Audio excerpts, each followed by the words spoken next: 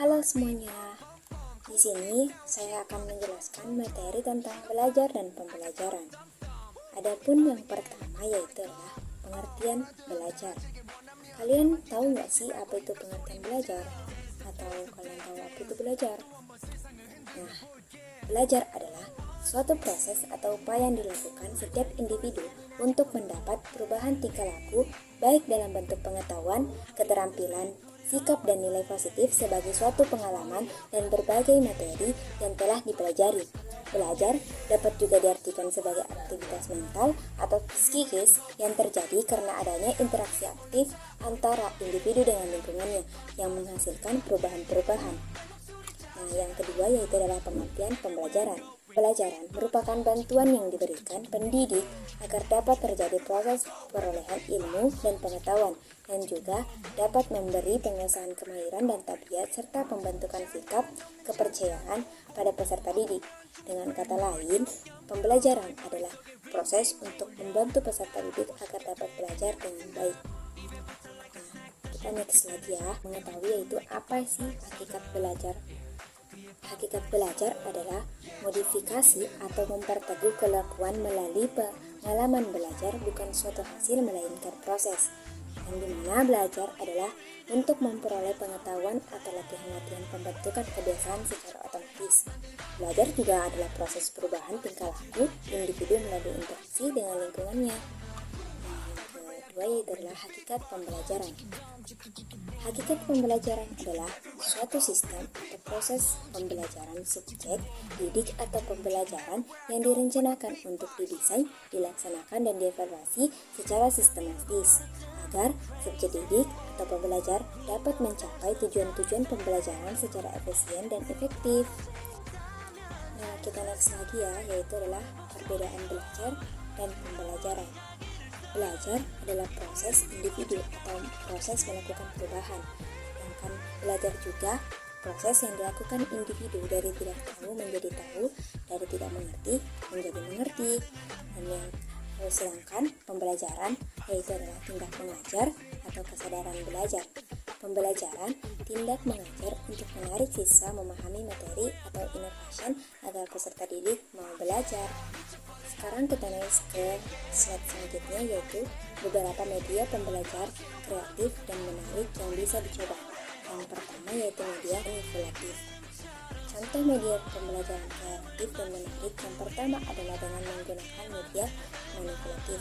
Media ini bisa digunakan untuk berbagai macam bentuk pembelajaran yang bisa disesuaikan dengan keinginan. Misalnya seperti menggunakan barang untuk belajar menghitung dan menghilangkan huruf hingga pembelajaran sains. Contoh media pembelajaran kreatif dan menarik ini bisa membuat murid atau pelajar terlibat dengan proses belajar. Yang kedua yaitu media video. Contoh media pembelajaran kreatif dan menarik berikutnya adalah dengan menggunakan media video.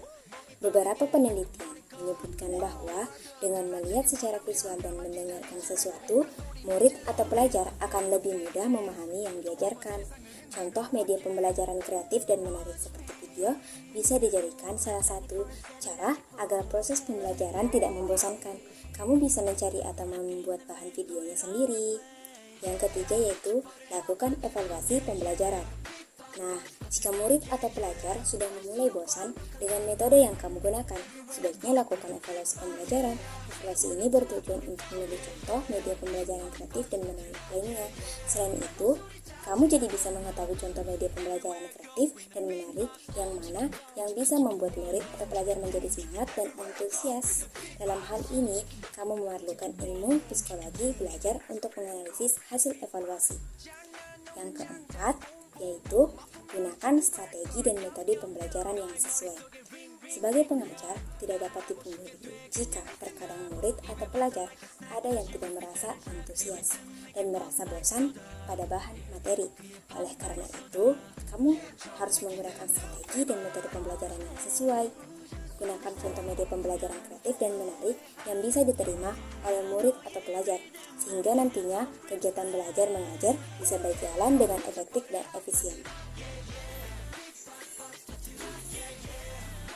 Yang kelima yaitu membuat suasana belajar nyaman dan menyenangkan.